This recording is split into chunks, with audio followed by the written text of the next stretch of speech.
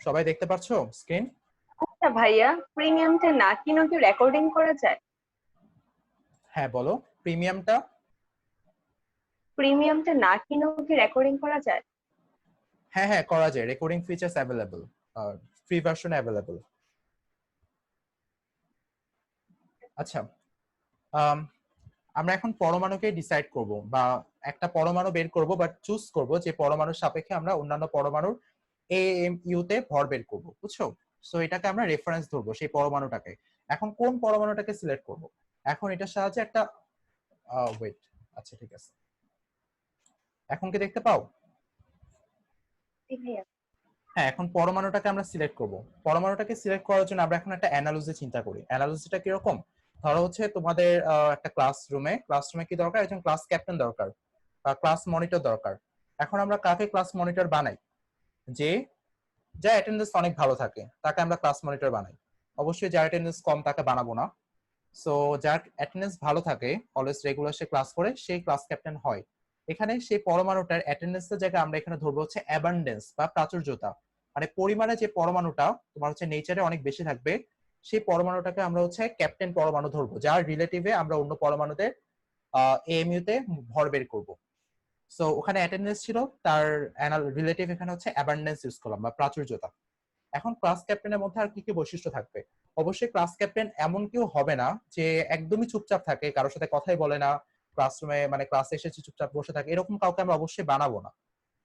So মানে একেবারে তোমার হচ্ছে যার একদম মানে কথাবার্তা বলে এরকম কাউকে বানাবো না। সো পরমাণু হিসেবে আমরা যখন ক্যাপ্টেন পরমাণু সিলেক্ট করতেছি, আমরা এরকম লিস্ট রিঅ্যাক্টিভ, লিস্ট মানে কম, মানে অনেক কম, সো এরকম লিস্ট রিঅ্যাক্টিভিটি শো করে বা সক্রিয়তা শো করে বা রিয়াকশন করতে চায় না, এরকম কাউকে বানাবো নিব না।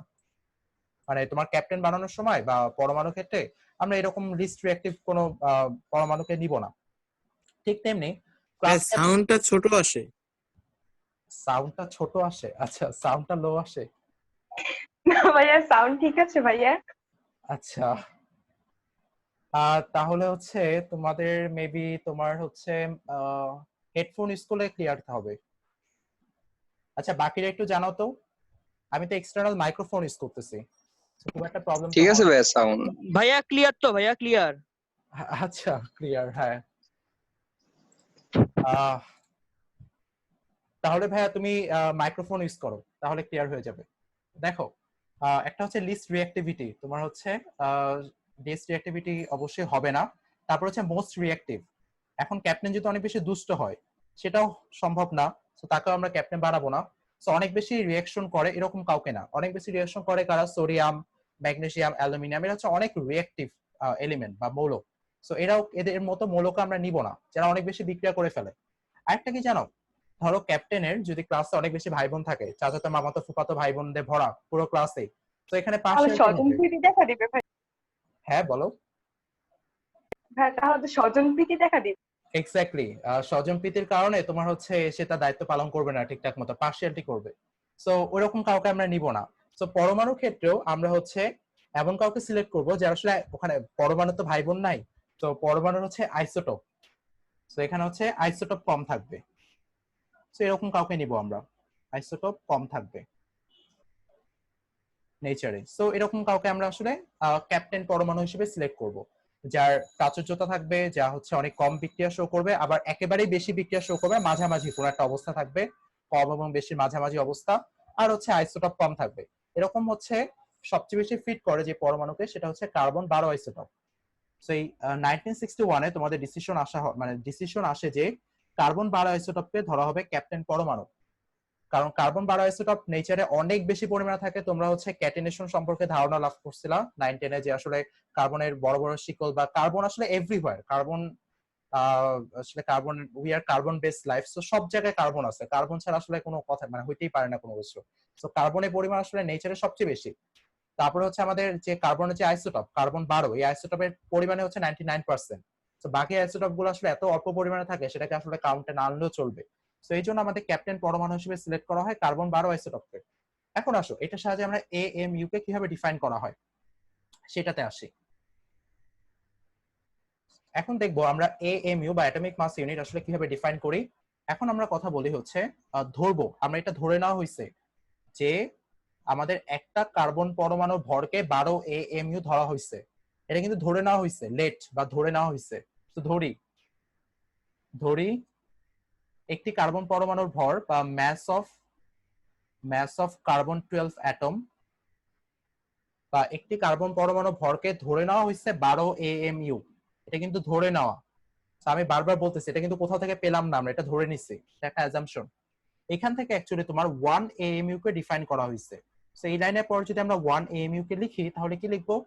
mass of carbon atom বা একটি কার্বন পরমাণুর ভর mass of carbon atom divided by 12। আচ্ছা, কেউ আমাকে একজন বলো যে আসলে এই পরিমাণ ইংলিশ ইউজ করলে কি তোমাদের আসলে খুব বেশি প্রবলেম হবে নাকি? ভাই এটার প্রয়োজন আছে? আচ্ছা, ভাইয়া বাংলা আর ইংলিশ একসাথে বলিয়েন। হ্যাঁ অবশ্যই, আমি কিন্তু প্রত্যেকটা টার্মে ইংলিশ টার্মে বাংলা বলতেছি বারবার। যেমন অ্যাবান্ডেন্স হচ্ছে প্রাচুর্যতা, লিস্ট রিঅ্যাক্টিভ, লিস্ট হচ্ছে কম রিঅ্যাক্টিভিটি শো করে বা সক্রিয়তা, মোস্ট রিঅ্যাক্টিভ, আইসোটোপ আর কি বাংলা বলবো। তারপরে ম্যাস হচ্ছে ভর আর অ্যাটম হচ্ছে পরমাণু। তাহলে 1 AMU কে আমরা ডিফাইন করতে পারি এইভাবে যে mass of carbon 12 atom divided by 12। সেটা হচ্ছে আমাদের 1 AMU কে ডিফাইন করলাম যে একটি কার্বন পরমাণু ভরকে যদি আমরা 12 দিয়ে ভাগ করি তাহলে হচ্ছে আমরা 1 AMU পাবো। এখন আসি তোমাদের একটা কনসেপ্ট বা তোমাদের একটা ইনফরমেশন জানা ছিল যে কার্বনের পারমাণবিক ভর, বুঝছেন বলো তো কত? কার্বনের পারমাণবিক ভর 12। হ্যাঁ এক্স্যাক্টলি 12। বাট এই 12 কে কিভাবে লেখা হয়? 12 কে আসলে লেখা হয় হচ্ছে 12 গ্রাম পার মোল। এটা হচ্ছে কার্বনের পারমাণবিক ভর 12 গ্রাম পার মোল। অর্থাৎ 1 মোল কার্বন পরমাণু ভর হচ্ছে 12 গ্রাম। দেখো পার মোল, এই পার মোলটা মিন করে 1 মোল কার্বন পরমাণু ভর হচ্ছে 12 গ্রাম। সো 1 মোল কার্বন পরমাণুর ভর যদি 12 গ্রাম হয়, 1 মোল কার্বন পরমাণু ভর যদি তোমার 12 গ্রাম হয়, তাহলে 1 মোল কার্বন পরমাণু মানে কি জানো? 6.022 into 10 to the power 23 টি বা অ্যাভোগাড্রো সংখ্যক কার্বন পরমাণু ভর হচ্ছে তোমার 12 গ্রাম। এটাকে আমরা বলি কার্বনের পারমাণবিক ভর। সো অ্যাভোগাড্রো সংখ্যক কার্বন পরমাণু আসলে কতটুকু মানে তোমার হচ্ছে ভর শো করে, এটাই হচ্ছে তোমার কার্বনের পারমাণবিক ভর, যেটা অ্যাকচুয়ালি এক্সপেরিমেন্টাল রেজাল্ট একটা। এটা কিন্তু এক্সপেরিমেন্ট থেকে আসছে। সো এই পরিমাণ বা অ্যাভোগাড্রো সংখ্যক কার্বন পরমাণু ভর আমরা পেলাম হচ্ছে 12 গ্রাম। তাহলে একটি কার্বন পরমাণু ভর আমরা বের করতে পারি না?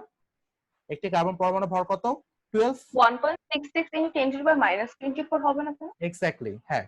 একটি কার্বন পরমাণু ভরকে আমরা লিখতে পারি, বাট ওই জিনিসটা আমরা পরে লিখবো। হ্যাঁ, একটি কার্বন পরমাণু ভরকে লিখতে পারি হচ্ছে 12 divided by 6.022 into 10 to the power 23 gram. এটা হচ্ছে আমাদের একটি কার্বন পরমাণুর ভর।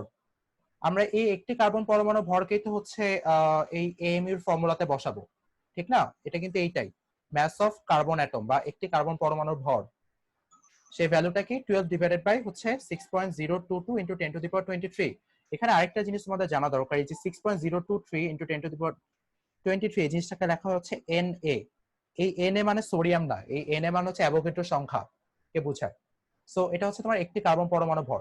এই 12 বাই Na কে যদি আমি এখন ফর্মুলার মধ্যে বসাই, অর্থাৎ 1 AMU কে যদি এখন ডিফাইন করি, তাহলে কি লিখতে পারি? একটি কার্বন পরমাণু ভর হচ্ছে 12 divided by Na divided by হচ্ছে 12। এই লাইনের পর লিখতে পারি 1 বাই Na। এটা হচ্ছে 1 AMU। সো এই 1 AMU কে তাহলে আমরা পেলাম হচ্ছে 1 বাই। ভাইয়া হ্যাঁ বলো ভাইয়া। ভাইয়া উপরে আর একটু দেখান, হ্যাঁ একটু দেখালাম। আবার একটু বলেন প্রথম থেকে, কার্বনের পারমাণবিক ভর এখান থেকে। আচ্ছা, কার্বনের পারমাণবিক ভর হচ্ছে 12 গ্রাম পার মোল। মানে 1 মোল কার্বন পরমাণুর ভর হচ্ছে 12 গ্রাম। আর 1 মোল কার্বন পরমাণু মানে কি 6.02 into 10 to the power 23 T carbon পরমাণু ভর হচ্ছে 12 গ্রাম। আচ্ছা, এখানে একটা বিষয়ের জন্য আমি আন্তরিকভাবে দুঃখিত, সেটা হচ্ছে আমার কার্সর মুভ করে না ওয়ান নোটে। আমি এখনো এটা ফাইন্ড আউট করতে পারলাম না এটা কেন হয়, মানে কার্সর মুভ করে না। বাট যাই হোক আর কি, আমি দেখতেছি কার্সর মুভ করতেছে, বাট আসলে রেকর্ডিংও আসে না, তোমরা হয়তো দেখতেছো না কার্সর মুভ করলে অনেক ভালো হতো আর কি। তো এই কার্বন পারমাণবিক ভর হচ্ছে 12 গ্রাম পার মোল। অর্থাৎ 1 মোল কার্বন পরমাণু ভর হচ্ছে 12 গ্রাম। আর 1 মোল কার্বন পরমাণু মানে কি 6.022 into 10 to the power 23 টি। তাহলে একটি কার্বন পরমাণু ভর হচ্ছে 12 ডিভাইডেড বাই এত, মানে 12 divided by Avogadro number. So 12 by Na। এই 12 বাই Na হচ্ছে একটি কার্বন পরমাণু ভর। এই 12 বাই Na এর মানটা কোথায় বসাবো? এই ম্যাস অফ মানে ম্যাস অফ কার্বন অ্যাটম মানে একটি পরমাণু ভর এই জায়গাতে বসাবো, ঠিক না? তাহলে এখানে যদি বসে তাহলে বসালে কি হবে? এই যে 12 বাই Na এখানে বসায় দিলাম একটি কার্বন পরমাণু ভর, তাহলে কি 1 বাই Na পেলাম না? বুঝতে পারছো ভাই এবার? জি ভাইয়া। এখন দেখো 1 AMU কে আমরা কি লিখতে পারি 1 ডিভাইডেড বাই NA বা 1/6.022 ইনটু 10 টু দি পাওয়ার 23। তাহলে এখান থেকে আসবে 1.66 ইনটু 10 টু দি পাওয়ার -24 গ্রাম। তাহলে দেখো আমরা কিন্তু পেয়ে গেলাম অ্যান্সার যে 1 AMU কে আমরা গ্রামে প্রকাশ করে ফেললাম, এবং এটার জন্য আমরা রেফারেন্স হিসেবে কার্বন পরমাণুকে ইউজ করলাম, কার্বন 12 আইসোটোপ ইউজ করলাম। সো আশা করি এই AMU নিয়ে তোমাদের ঝামেলার থাকার কথা না। কারো কোনো কোশ্চেন এই পার্টটা নিয়ে বুঝতে পারো নাই? না ভাইয়া। ওকে, দ্যাটস গ্রেট। আচ্ছা এখন দেখো এই যে 1 AMU ইকুয়ালস টু লিখলাম 1.66 ইনটু 10 টু দি পাওয়ার -24 গ্রাম, এই জিনিসটাকে জানো কিভাবে লিখতে পারে আরো? এই টেকনিকটা বা এই জিনিসটা তোমরা একটু শিখে ওয়ান রেখো। ডালটন লেখে না? হ্যাঁ বলো। ওয়ান ডালটন লেখা যাবে না? না না না, 1 ডালটন লেখা যাবে না। আচ্ছা এই জিনিসটাকে আমরা লিখতে পারি হচ্ছে তোমার 1.66 into 10 to the power -24 gram per AMU, এভাবে লিখতে পারি। আচ্ছা ডালটনের আসলে ডালটন বলতে হচ্ছে কতটুকু পরিমাণ বোঝায় এটা আমি আসলে ভুলে গেছি। তো এইটুকু গ্রামকে ডালটন বলে কিনা অ্যাকচুয়ালি আমার sure মনে ওয়ান নেই। ডালটন ইজ ইকুয়ালস টু এত দেওয়া আছে। এটা দেয়া আছে না 1 ডালটন ইকুয়ালস টু এত গ্রাম? জি ভাইয়া। আচ্ছা তাহলে আমি একবার চেক করে নিব, আমি নিজেও ভুলে গেছি আসলে 1 ডালটন হচ্ছে কতটুকু ভরকে বোঝায়। তাই আমি তোমাদের জানাবো চেক করে। তাহলে এই যে 1.66 ইনটু 10 টু দি পাওয়ার -24 গ্রাম, এটাকে লিখতে পারি গ্রাম পার AMU। অর্থাৎ দেখো এইভাবে লেখাটার আসলে উদ্দেশ্যটা কি তোমরা কিছুক্ষণের মধ্যে বুঝবা। এখান থেকে আমরা কি বলতে পারি খেয়াল করো তো, 1 AMU ইকুয়ালস টু হচ্ছে 1.66 ইনটু 10 টু দি পাওয়ার -24 গ্রাম। তাহলে এটাকে লিখতে পারি 1.66 into 10 to the power -24 gram per AMU, অর্থাৎ এরকম হচ্ছে গ্রাম পার AMU। তাহলে কি হবে এখন এইটার সাহায্যে আমরা কিভাবে প্রবলেম সলভ করব? ধরো তোমাকে হচ্ছে যে কোনো একটা পরমাণুর ভরকে অ্যাটমিক মাস ইউনিট বা AMU তে বের করতে বললো, তাহলে তুমি কি করবা? উপরে হচ্ছে সেই পরমাণুটার ভর গ্রাম এককে বসাবা, অর্থাৎ mass of atom in gram. So ওই পরমাণুর ভরটা কি করবা তুমি গ্রাম এককে বসাবা।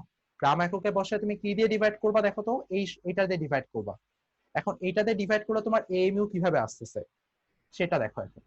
সো এটা দিয়ে যদি ডিভাইড করি তাহলে কি পাচ্ছি 1.66 into 10 to the power -24 gram per AMU। এখন দেখো গ্রাম গ্রাম কিন্তু ক্যান্সেল আউট হয়ে যাচ্ছে, এই গ্রাম এবং এই গ্রাম এটা কিন্তু ক্যান্সেল আউট হয়ে যাচ্ছে, ইউনিট ক্যান্সেল আউট হয়ে যায়। আর নিচের যে AMU আছে সেটা উল্টায় গিয়ে উপরে চলে আসবে। তাহলে কি হচ্ছে আমরা AMU তে পেয়ে গেলাম না আনসারটা? বুঝতে পারছো? আমাদের কিন্তু হচ্ছে ফর্মুলা না জানা থাকলেও আমরা কিন্তু হচ্ছে জাস্ট মাত্রা বা ডাইমেনশনকে ইউজ করে আমরা নিজেরাই অনেক সময় ফর্মুলা বানাতে পারি। লাইক ধরো হচ্ছে তোমার সেই ফর্মুলা বানানোর ক্ষেত্রে কিছু লিমিটেশনস অবশ্যই থাকবে, সেটা অবশ্যই থাকবে, বাট আসলে যদি বিপদে পড়ো অর্থাৎ যদি ফর্মুলা একেবারে যদি নোন না হয়, এরকম হতে পারে ফিজিক্সের কিছু ম্যাথে হয়তো এরকম ফেস করতে পারো যে ফর্মুলা একেবারেই আননোন তোমার কাছে, কখনো সে ফর্মুলাটা দেখবে নাই, তখন হচ্ছে মাত্রা মিলায় মিলায় তুমি তোমার কাঙ্ক্ষিত অ্যান্সারকে বের করে ফেলতে পারবে। লাইক আমি যদি সহজ একটা এক্সাম্পল দিই, ধরো হচ্ছে বেগের ইউনিট কি, বেগ হচ্ছে মিটার পার সেকেন্ড, দূরত্বের ইউনিট হচ্ছে মিটার, আর সময়ের ইউনিট হচ্ছে সেকেন্ড। এখন তুমি যদি মিটারকে সেকেন্ড দিয়ে ভাগ করো তাহলে কি মিটার পার সেকেন্ড পাবা না? ধরো তুমি ফর্মুলা জানো না যে কিভাবে তোমার হচ্ছে দূরত্ব এবং তোমার হচ্ছে সময় দেয়া থাকলে তুমি আসলে সেখান থেকে হচ্ছে কিভাবে বেগ বের করবা, ধরো তুমি ফর্মুলা কখনোই শিখো নাই। এখন তোমার ত্বরণের কথা এখানে বলে নেবে, ত্বরণের কনসেপ্টটা ভুলে যাও এখানে টোটালি। এটা জাস্ট একটা সহজ উদাহরণ দিচ্ছি, বাট ইন ফিউচার এমন হতে পারে যে তোমার কাছে হচ্ছে পুরোপুরি আননোন ফর্মুলার একটা ম্যাথ তুমি পাইছো, যে ম্যাথের ফর্মুলা তুমি কখনো শিখো নাই। দেখবা যে ডাইমেনশন মিলায় বা মাত্রা মিলায় যদি তুমি কাঙ্ক্ষিত অ্যান্সারটা বের করে ফেলো, দেখবা যে অ্যান্সার মিলে যাওয়ার সম্ভাবনা থেকে যাবে সেখানে। বাট একেবারে না পারা থেকে তো সেটা অনেক বেটার যে মাত্রা মিলে অ্যান্সার বের করো। যদি ফর্মুলা তোমার কাছে টোটালি আননোন হয়, দেখবা যে এক্ষেত্রে অনেক অঙ্ক মিলে গেছে। অ্যাডমিশন টেস্টে এরকম দু একটা অঙ্ক আসে প্রতি বছর যে হচ্ছে তোমার তোমার মাত্রা মিলায় কাজ করতে হয়েছে, ফর্মুলাটা আননোন তোমার কাছে। সবার কাছে এই জিনিসটা ক্লিয়ার? দেখো এখানে যদি তুমি ফর্মুলা নাও জানো, তুমি গ্রামকে কত দিয়ে ভাগ করলে আসলে AMU পাবা? অবশ্যই গ্রাম পার AMU দিয়ে ডিভাইড করলে তুমি গ্রাম গ্রাম ক্যান্সেল হয়ে তোমার AMU তে অ্যান্সার চলে আসবে। সবাই বুঝতে পারছো? জি ভাইয়া। তুমি যদি AMU এর ফর্মুলাটা ভুলে যাও, তোমার মনে রাখতে হবে না কষ্ট করে। তোমার গ্রামে কোনো কিছু ভর দেয়া আছে, সো গ্রাম থেকে তোমাকে এএমইউ তে কনভার্ট করতে হবে। তাহলে কি করবো? অবশ্যই গ্রাম পার এএমইউ দিয়ে ভাগ করলে তো তুমি গ্রাম ট্রাম কাটা গিয়ে এএমইউ তে আনসার চলে আসবে। এই টেকনিকটা ইউজ করতে পারো। এখন তোমাদের আমি একটা প্রবলেম দিচ্ছি। সেই প্রবলেমটা হচ্ছে এক্সপেরিমেন্টাল রেজাল্ট থেকে আসলে পাওয়া গেছে যে হাইড্রোজেন পরমাণুর ভর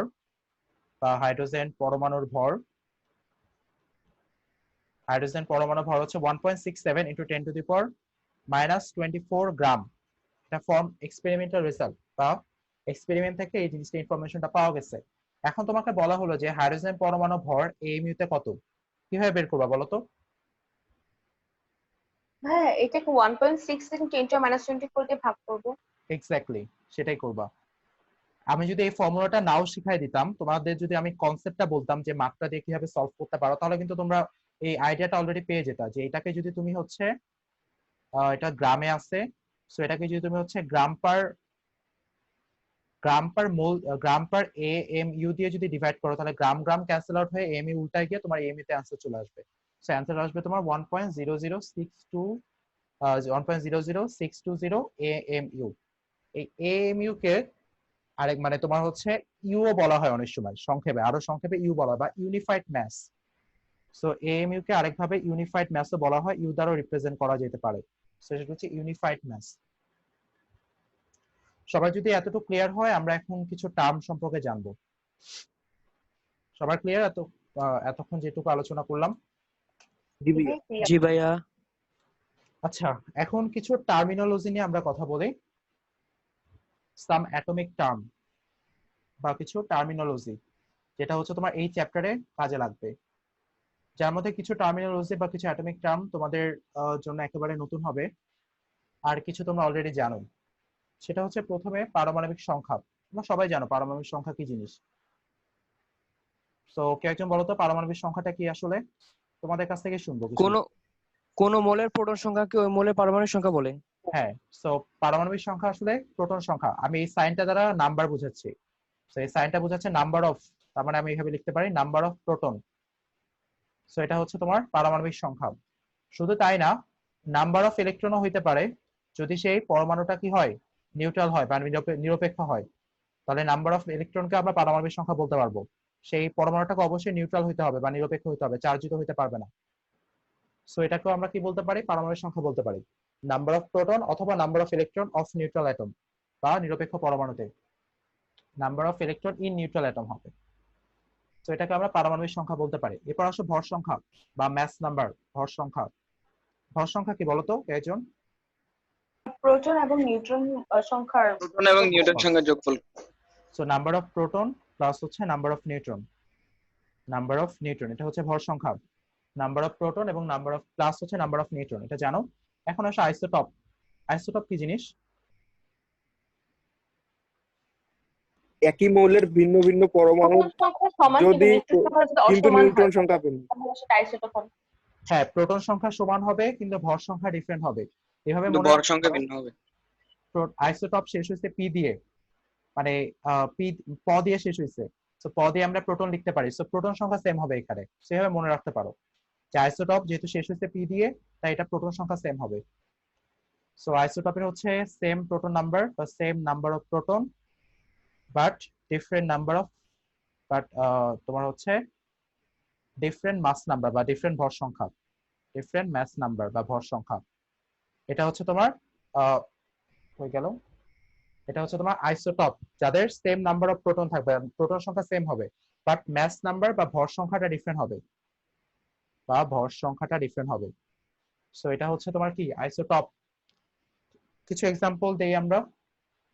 তো শুরুতে যে এক্সাম্পলটা দিব সেটা হচ্ছে তোমাদের বহু পরিচিত, হাইড্রোজেন। এটাকে কি বলে আমরা, এটাকে বলা হচ্ছে প্রোটোনিয়াম বা হাইড্রোজেন। হাইড্রোজেনের তিনটা আইসোটপ অ্যাকচুয়ালি। প্রোটোনিয়াম, এটার নাম হচ্ছে ডিউটেরিয়াম, ট্রিটিয়াম। ট্রিটিয়াম। আর এটা হচ্ছে আমাদের টিট্রিয়াম। সো হাইড্রোজেনের তিনটা আইসোটপ, টিট্রিয়াম।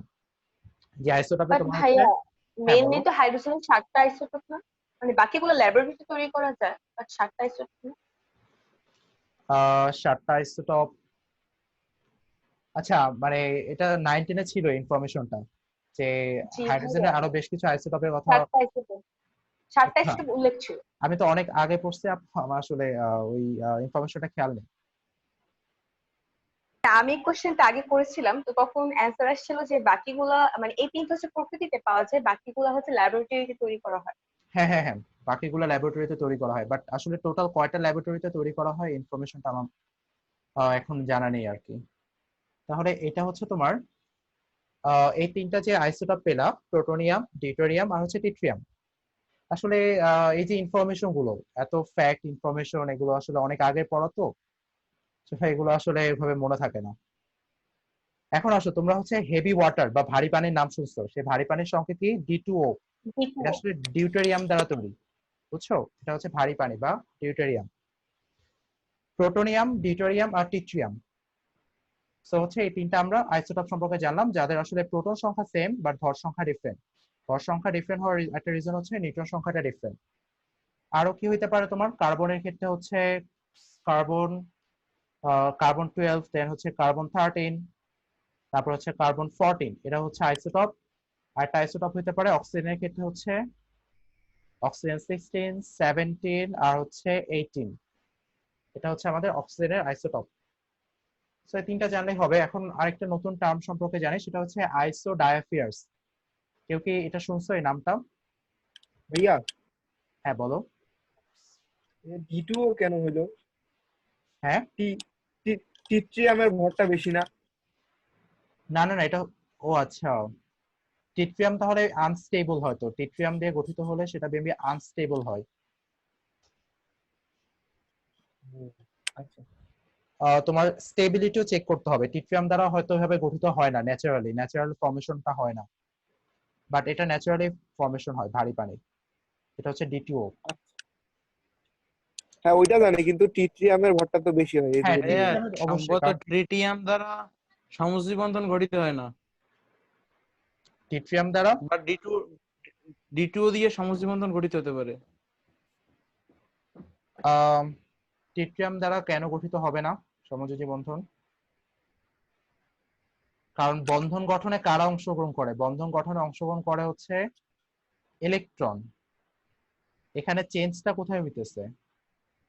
নাম্বার অফ ভাইয়া চেঞ্জটা হচ্ছে নিউট্রনে। নিউট্রনে। ডি টু তে মেবি সন্নিবেশ বন্ধন হবে ডি টু তে।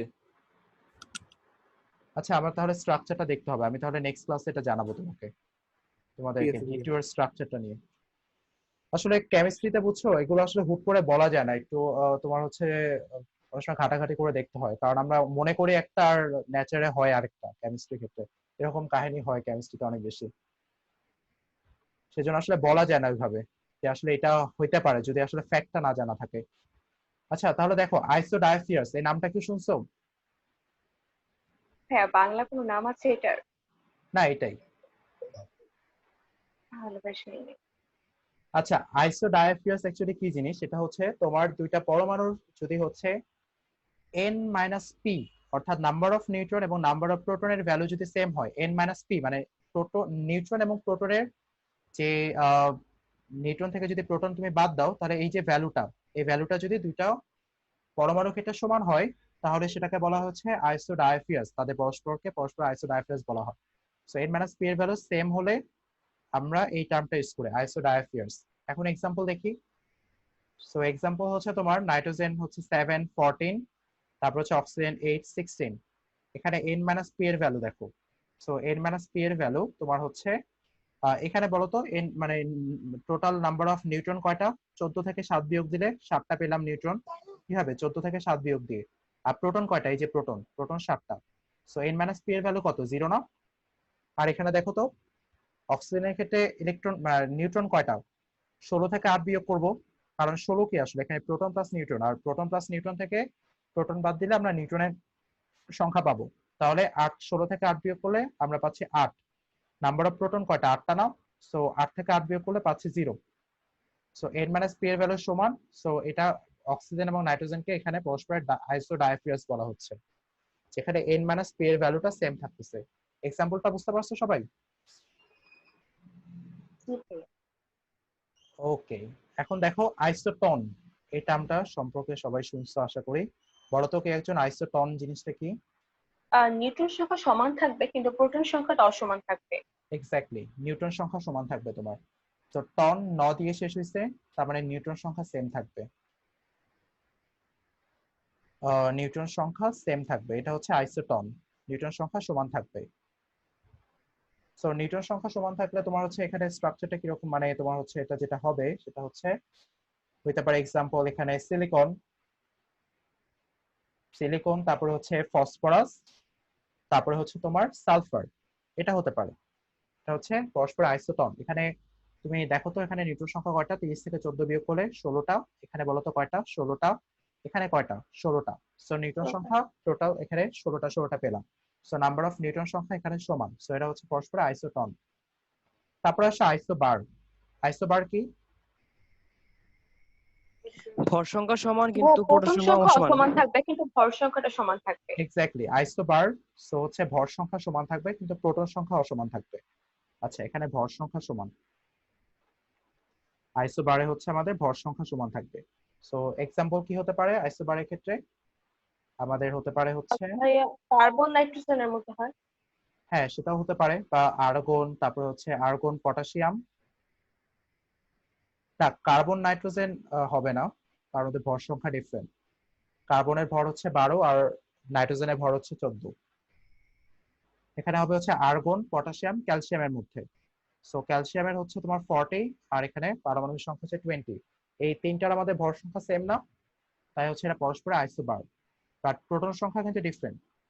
সো এটা হচ্ছে পরস্পর আইসোবার। ভাইয়া কার্বন যদি 14 নেই তাহলে তো হবে না। হ্যাঁ তাহলে হতে পারে।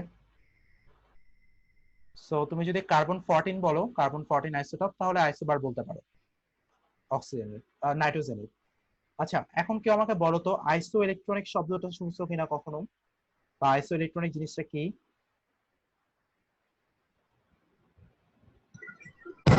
ইলেকট্রনের সংখ্যা সমান ভাইয়া। এক্স্যাক্টলি আইসো ইলেকট্রনিক হচ্ছে ইলেকট্রনের সংখ্যা সমান।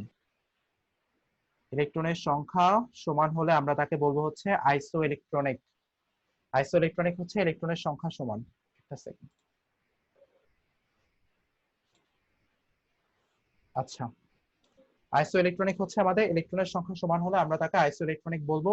তাহলে এক্সাম্পল কি কি হতে পারে? এক্সাম্পল হতে পারে ক্লোরাইড আয়ন, তারপরে আর্গন, তারপরে হচ্ছে পটাশিয়াম প্লাস, পটাশিয়াম আয়ন, হতে পারে ক্যালসিয়াম আয়ন। এগুলো হচ্ছে পরস্পরে আইসো ইলেকট্রনিক। আইসো ইলেকট্রনিক। এখন নাম্বার অফ ইলেকট্রন দেখো তো এখানে কিরকম হয়, number of electron. So number of electron হচ্ছে এখানে কয়টা ইলেকট্রন আছে টোটাল? 17টা থাকার কথা যদি নিউট্রাল হইতো, কারণ নিউট্রাল 18টা। এক্স্যাক্টলি একটা ইলেকট্রন বেশি আছে, তাই তার উপর নেগেটিভ চার্জ। সেখানে 18 ইলেকট্রন। আর্গনের দেখো, আর্গন হচ্ছে এখানে নিরপেক্ষ, তাই আর্গনের হচ্ছে তোমার 18টা। তারপরে পটাশিয়াম কি এখানে 19টা 18টা হবে। 19টা ইলেকট্রন 19 থাকার কথা একটা ছিল, ছেড়ে দিয়েছে। বাট একটা ছেড়ে দিচ্ছে, সেই জন্য একটা পজিটিভ চার্জ।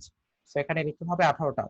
ক্যালসিয়ামের হচ্ছে কত, 18টা ইলেকট্রন, কারণ এখানে 18 20টা থাকার কথা ছিল, 2টা ইলেকট্রন ছেড়ে দিচ্ছে, তাই 18টা। আচ্ছা তোমরা মেবি অনেকে অনেক অ্যাডভান্স পড়ে ফেলছো, সন্নিবেশ সমযোজী বন্ধন, তারপরে হচ্ছে অনেক টার্ম তোমরা ইউজ করতেছো, যেটা আসলে ভাইয়া এগুলা এসএসসি ছিল। এগুলো এগুলো এসএসসি তে ছিল। এগুলো এসএসসি তে ছিল। ওয়াও। জি ভাইয়া আমাদের সন্নিবেশ সামঞ্জস্য ছিল এগুলো। আচ্ছা গ্রেট। আমাদের এসএসসি সিলেবাসটা তোমাদের থেকে আচ্ছা তোমাদের বইটা আমাদের ভাইয়া থেকে অনেক বেশি সন্নিবেশ ইয়া ছিল। ভাই সংখ্যা ছিল না ভাইয়া, সংখ্যা ছিল না ওইটার। সন্নিবেশ হ্যাঁ আমাদের হয়তো এরকম সন্নিবেশ সন্নিবেশ হলো ভাই সন্নিবেশ সমাজের সমঞ্জস্য ছিল। মতোই, খালি একটা শেয়ার করে আর অন্যটা করে না, হ্যাঁ অন্যটা মানে করে না, একটাই শেয়ার করে। এতটুকুই বলছে। অ্যামোনিয়াম ক্লোরাইডের ক্ষেত্রে অ্যামোনিয়াম ক্লোরাইডের যে সম্পূর্ণ বন্ধনটা এটা আমাদের অনেক কোশ্চেন আসতো। আচ্ছা আচ্ছা বুঝতে পারছি। তাহলে আইসো আইসো ইলেকট্রনিক সম্পর্কে আমরা ধারণা লাভ করলাম, যাদের ইলেকট্রন সংখ্যা সমান। লাস্ট যেটা, লাস্ট দুইটা যে টার্ম নিয়ে আমরা একটু ধারণা লাভ করব, সেটা হচ্ছে আইসোস্টার্স। আইসোস্টার্স কি জিনিস? আইসোস্টার্স হচ্ছে যে সকল যৌগের ভিতরে, যে সকল যৌগের হচ্ছে আমাদের ইলেকট্রন সংখ্যা সেম থাকবে, ইলেকট্রন সংখ্যা সেম, শুধু তাই না ইলেকট্রন সংখ্যা প্লাস পরমাণুর সংখ্যা সেম থাকবে, তাদের আমরা বলি হচ্ছে আইসোস্টার্স। নট অনলি ইলেকট্রন সংখ্যা, এর সাথে হচ্ছে পরমাণুর সংখ্যাও সেম থাকতে হবে। সো ইলেকট্রন সংখ্যা প্লাস পরমাণুর সংখ্যা দুইটাই সেম থাকতে হবে। সে সকল কম্পাউন্ডকে বলে হচ্ছে আমরা আইসোস্টার্স, বা সে সকল যৌগকে আমরা পরস্পরের আইসোস্টার্স বলি। এটা ফিল আপ করবে। সো এটা কি আইসোস্টার্স হচ্ছে তোমার for example carbon dioxide এবং হচ্ছে N2O, এই দুটো হচ্ছে পরস্পরের আইসোস্টার্স। তুমি এখানে নাম্বার অফ ইলেকট্রন হিসাব করো তো, কেউ একজন বলতে পারবা এখানে কার্বন ডাই অক্সাইডে টোটাল কয়টা না ইলেকট্রন আছে আর N2O তে কয়টা ইলেকট্রন আছে হিসাব করে?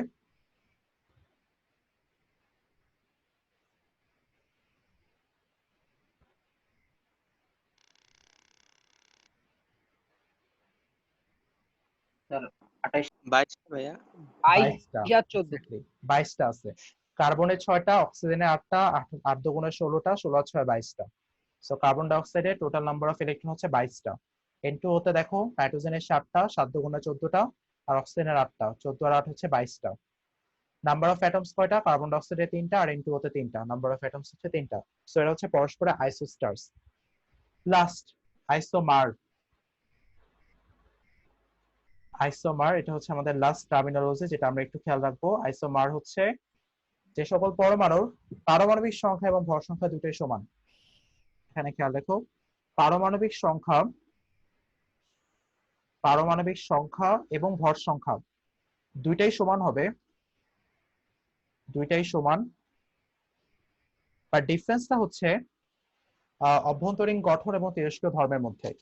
যখন আমি তেজস্ক্রিয়তা পড়াবো তখন এই বিষয়টা তোমরা আরো ভালোভাবে বুঝবা।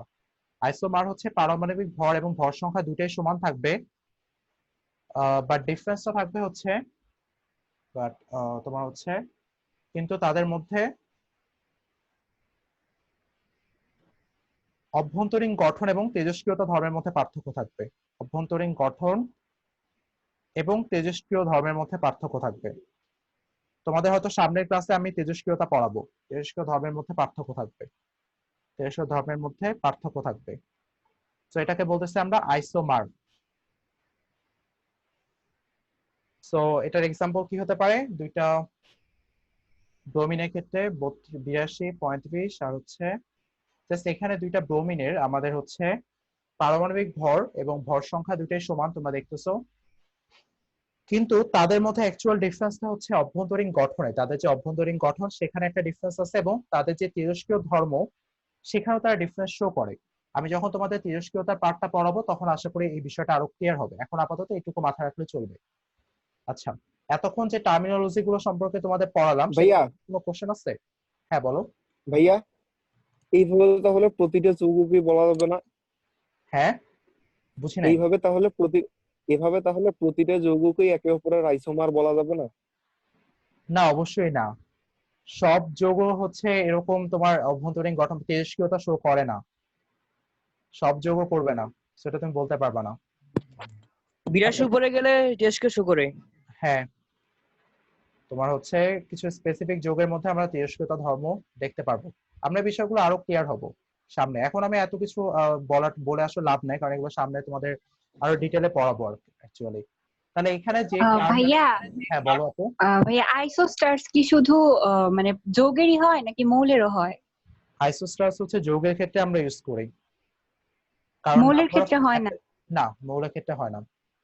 ভাইয়া মৌলের ক্ষেত্রে তুমি যদি বলো, আইসোডাইফিয়ারটা একটু বুঝিয়ে দিতে পারেন স্যার? মৌলের ক্ষেত্রে তুমি যদি ইলেকট্রন সংখ্যাকে সমান বলো তাহলে সেটাকে তো আমরা আইসো ইলেকট্রনে কি বলবো না, আইসোস্টার্স কেন বলতে যাবো? মৌলের মতো তো পরমাণু হবে না। হ্যাঁ, তুমি যদি মৌলের ক্ষেত্রে মানে আইসোস্টার্স কি আসলে পরমাণুর সংখ্যা সমান আর ইলেকট্রন সংখ্যা সমান, তুমি যে মৌলের মধ্যে এটা চিন্তা করতে যাও তাহলে দেখো সেটাকে তো আইসোস্টার্স বলার কোনো রিজনই নেই, কারণ সেটাকে আমরা আইসো ইলেকট্রনিক বলতে পারি চাইলে। আচ্ছা, আরেকজন কি বললা ভাইয়া? আইসোবার। আইসোডাইফিয়ার ভাইয়া। ও আইসোডাইফায়ার। আইসোডাইফায়ার হচ্ছে তোমার নিউট্রন সংখ্যা এবং প্রোটন সংখ্যার যে হচ্ছে পার্থক্য, সেই পার্থক্যটা সমান হবে দুইটা পরমাণুর। সো এন হচ্ছে নিউট্রন সংখ্যা বোঝাচ্ছে, পি হচ্ছে প্রোটন সংখ্যা বোঝাচ্ছি। সেখানে ভর সংখ্যা হচ্ছে 14 আর পারমাণবিক সংখ্যা হচ্ছে 7, তাহলে নিউট্রন সংখ্যা 7 না, বিয়োগ করলে তো পেয়ে যাব। আর অক্সিজেনের কত? 16 আর 8, উপরে ভর সংখ্যা, নিচে হচ্ছে প্রোটন সংখ্যা। 16 থেকে 8 বিয়োগ করলে বুঝছি আমরা ভাই, নিউট্রন বুঝছি সংখ্যা 8 ভাই। পাচ্ছি। বুঝছো? ক্লিয়ার? হ্যাঁ ভাইয়া। ওকে। এর মধ্যে তোমাদের হচ্ছে আইসোডাইফিয়ার্সটা মনে না রাখলেও চলবে, এটা লেস ইম্পর্টেন্ট তোমাদের জন্য, এটা মনে না রাখলেও চলবে, চাইলে মনে রাখতে পারো। আমি এখানে একটা স্টার দিলাম আইসোডাইফিয়ার্সে। তারপর হচ্ছে আইসো স্টার্স তো আমি একটা স্টার দিলাম, এটা মনে না রাখলেও চলবে, আর বাকিগুলো মনে রেখো। বাট এই দুইটা মনে রাখতে না পারলেও চলবে, বাট অবশ্যই খাতায় নোট করে রাখিও সবাই। আশা করি সবাই নোট করতেছো। বাট এই ভাইয়া হাজির স্যারের বয়সও 3টা আছে। হ্যাঁ বলো। ভাইয়া হাজির স্যারের বয়সও 3টা আছে। হ্যাঁ শুধু 3টা আছে, বাট আইসো ইলেকট্রনিক এই টার্মটা তোমাদের পরবর্তী চ্যাপ্টার গুলোতে ফেস করবা, আইসো ইলেকট্রনিক, এই জন্য এটা জানা দরকার। আর আইসো মার্ট হচ্ছে গুহ স্যারের বইতে আছে। আচ্ছা আমরা তাহলে হচ্ছে এখন কয়টা বাজে দেখে নিই, মেবি এই মিটিংটা হচ্ছে আর 2 মিনিটের মধ্যে শেষ হয়ে যাবে, তাহলে আমরা আবার জয়েন করবো, ঠিক আছে? তোমাদের হচ্ছে যেহেতু তোমরা একটু পিছিয়ে আসো কেমিস্ট্রিতে, আমার এই জন্য হচ্ছে একটু প্রথম থেকে ক্লাসগুলো একটু বড় হবে আর কি। সবাই করতে পারবে না? আরো যদি 20 মিনিটের মতো টাইম নেই? হ্যাঁ ভাইয়া, প্রবলেম নেই। আচ্ছা ঠিক আছে, তাহলে তো ভালোই। 2 মিনিট পর কিন্তু আবার ক্লাসটা ক্যান্সেল হয়ে যাবে, সবাই সেম লিংকে আবার জয়েন করো ক্লাসে। আমার হয়তো আর 20 মিনিটের মতো লাগবে সর্বোচ্চ। তারপর আসো আমাদের ইলেকট্রনের পার্টটা। আমরা এখন ইলেকট্রন, প্রোটন, নিউট্রন নিয়ে একটু কথা বলি, এবং কিছু একক বা ইউনিট সম্পর্কে তোমাদের আইডিয়াটা থাকা দরকার। সো ইলেকট্রন নিয়ে যদি কথা বলি, আসলে ইলেকট্রনটাও আবিষ্কার হয়েছে 1997 সালে, এবং আবিষ্কার করছেন হচ্ছে জে জে থমসন। এই নামটা মনে রেখো, জে জে থমসন হচ্ছে ইলেকট্রন আবিষ্কার করছে 1897 এ। সো 1897 সালে জে জে থমসন হচ্ছে ইলেকট্রন আবিষ্কার করেন। স্পেসিফিক ভাবে সালটা মনে না রাখলেও চলবে, জাস্ট আইডিয়া রাখো যে কোন টাইম লাইনে তোমার হচ্ছে ইলেকট্রন আসছে। তারপর তোমার একটা হচ্ছে cathode ray experiment. Cathode ray এক্সপেরিমেন্টের মাধ্যমে অ্যাকচুয়ালি ইলেকট্রন আবিষ্কার করে। ক্যাথোড রে এক্সপেরিমেন্টটা তোমাদের দরকার নেই, এটা এই জন্য আমি বাদ দিয়ে যাচ্ছি। এখন তোমার আসলে এই যে ইলেকট্রন সম্পর্কে আরো আরেকটা পরীক্ষা করা হয়, সেটা হচ্ছে মিলিকানের তৈলবিন্দু পরীক্ষা। মিলিকানের তৈলবিন্দু পরীক্ষা, এই পরীক্ষার মাধ্যমে, এটা পড়াবো না, তৈলবিন্দু পরীক্ষা, এই তৈলবিন্দু পরীক্ষার মাধ্যমে আসলে তোমার হচ্ছে ইলেকট্রনের চার্জ বের করা হয়। তৈলবিন্দু পরীক্ষার মাধ্যমে ইলেকট্রনের চার্জকে বের করা হয়। সেই ইলেকট্রনের চার্জ হচ্ছে 1.6 × 10⁻⁹ কুলম। মিলিকানের তৈলবিন্দু পরীক্ষার মাধ্যমে ইলেকট্রনের চার্জ বের করা হয়, সেটা হচ্ছে -1.6 × 10⁻⁹ কুলম। এটা হচ্ছে মিলিকানের তৈলবিন্দু পরীক্ষার মাধ্যমে আসে ইলেকট্রনের চার্জ। আর জে জে থমসন অ্যাকচুয়ালি বের করে এখান থেকে, দেখো কিভাবে আমরা হচ্ছে ইলেকট্রনের ভরটা বের করতে পারি। জে জে থমসন বের করে E/m এর রেশিও, অর্থাৎ ইলেকট্রনের চার্জ